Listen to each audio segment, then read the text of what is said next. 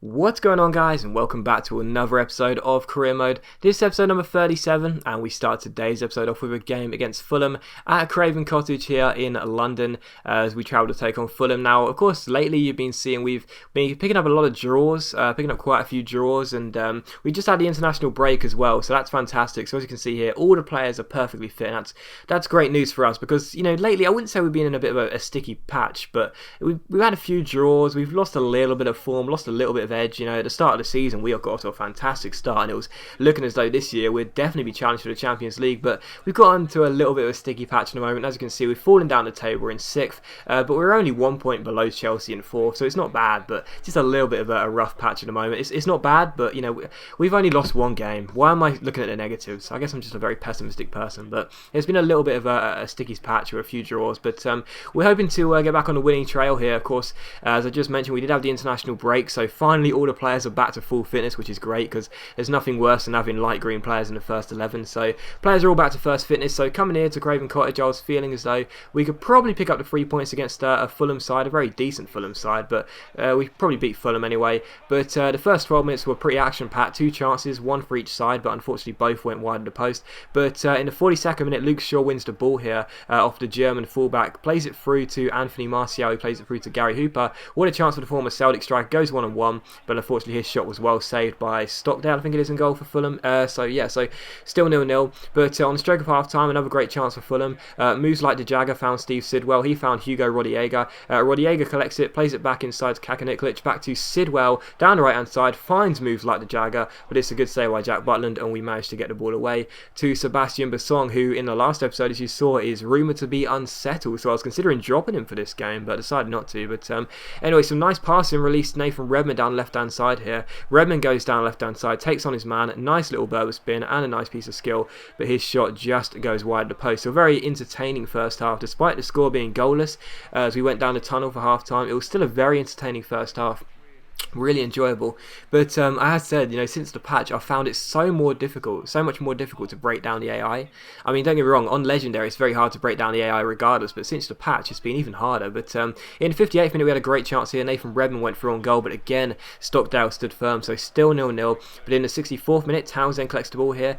Towns collects it and rolls it out wide to Russell Martin. Martin goes down the right hand side, our Scottish fullback goes down the right hand side, eventually plays the ball inside to Townsend. Great ball, Towns collects it, gives it to Hooper. Nice little skill pass back to Russell Martin, crosses it in. Anthony Martial, free header off the underside of the bar, and Fulham managed to clear. Some good passing, but unfortunately Martial just couldn't convert it. But in the 65th minute, Martin again finds Townsend, who finds Gary Hooper. Hooper rolls it through to Anthony Martial. Lovely touch to get around his man here, and the skill. Takes aim from just outside the area, but again, good save by the goalkeeper, who was doing very well to keep us at bay. So still 0-0. And in the 90th minute, Fulham had a chance here, but it was intercepted. Michael Turner collects it, but ends up giving the ball away to Steve Sidwell. He finds Scott Parker. What a chance to seal it, but the journeyman could only put the ball wide. He really should have scored there, the veteran midfielder, but he didn't, and thankfully the game did finish 0-0. So I was very pleased to get a clean sheet. I say that much. I was very pleased to get a clean sheet.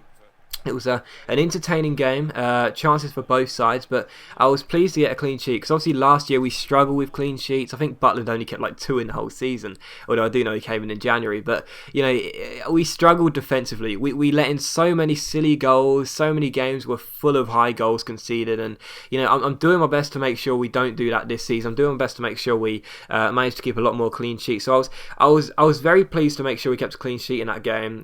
You know, considering how many chances Fulham had, but in general, with the amount of chances we had as well, we should have at least taken 1 or 2, and you know, not to score any was quite frustrating. So coming into this game against Fiorentina, our third Europa League group stage game, against, in my opinion, the toughest side.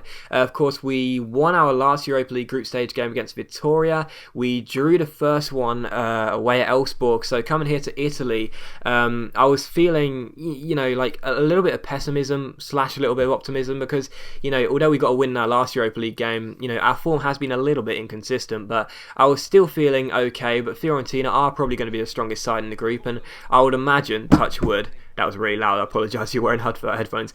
Touch wood. That we can go ahead and qualify with Fiorentina. So as you can see at the group stage table at the moment, we currently sit in second place with Fiorentina in first. They've won their opening 2 games.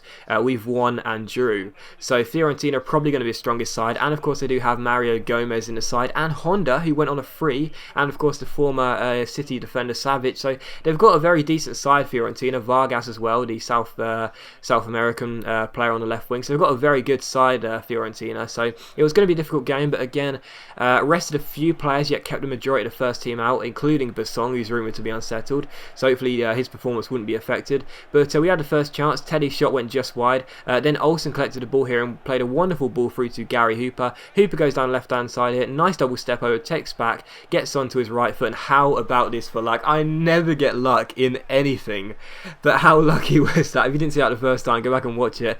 Hooper's shot takes a huge deflection off the defender. It was going wide, takes a huge deflection and ends up going past the helpless goalkeeper. It should have been credited as an own goal, but I don't care. 1-0 to us. Hooper with the goal, and in the 18th minute, Nathan Redmond almost made it 2, but his finesse shot just went wide of the post. And a few minutes after that, Fiorentina gave the ball away. Leroy fell with the interception. Billy Sharp collects it, rolls it back to Nathan Redmond. Another finesse shot from the right foot, but this time the goalkeeper makes the save, as it was quite a weak shot. So still 1-0. But in the 39th minute, Chris Smalling wins the ball back here. Redmond collects it down the left-hand side here, rolls it through to Gary Hooper. Hooper takes on Rodriguez. He's got a lot of work to do down on this left flank here. Cuts inside with a step over, keeps on running. Poor marking by Hooper, runs inside, has a free shot on goal, and he takes it as well. So Hooper gets his second goal of the game. Again, the first goal probably should have been credited as a defender own goal, but yeah, FIFA gave it to him. So that's 2 goals in the game for Hooper. What a game he was having. And in the 55th minute, Mario Gomez had a great chance for Fiorentina. But unfortunately he couldn't pull out the Mario Gomez button, because that was a poor shot, and it was still 2-0, and hopefully you all know what I'm talking about there. So still Fiorentina 0, Norwich 2, and again Gomez takes aim, and again there is no Mario Gomez song because the shot is well saved by Butland. So good save by the goalkeeper. Borja Valero goes off here for Romulo. So still 2-0 to Fiorentina, Norwich here away at Fiorentina. But from the corner, Honda swings it in, and the header is cleared away only as far as Aquilani. The former Liverpool Liverpool midfielder takes aim, but again it's a good save by Butland, who was playing very, very well. So still 2-0 to Norwich here away in Italy. It was looking like it was going to be a fantastic result. It almost got perfect with 10 minutes to go, as we won a free kick from just outside the area. Teddy struck it from the layoff, but it was well saved by the goalkeeper, and Bassong's header was tipped over the bar. So it did finish 2-0. It was still an amazing result. I mean, we've locked down defence brilliantly well. That's 2 clean sheets in 2 games. I'm pretty sure it's the first time this series we've had consecutive clean sheets. So a 2-0 victory over Fiorentina, both goals by Hooper, absolutely delighted. And then Bassong comes in and says, "May I speak to you about something?" "Yes, I am settled at the moment, boss. I can't deny that. I want to make sure everything is open between us and you know exactly what's going on. I'm trying to sort my head out, but it's not easy when home is so far away, you know." So yeah, that's very frustrating, because it looks as though Bassong is probably going to ask to be transferred in January, and that sucks because he is our first choice centre-back. But as always, guys, a big thank you for watching today's video. I really hope you enjoyed it, and if you have, please leave a like. That's much appreciated. It really does help my channel out. It really does. And I'll see you for the next episode of Career Mode, most likely tomorrow, I think, if I got my dates right. Yeah, see you tomorrow.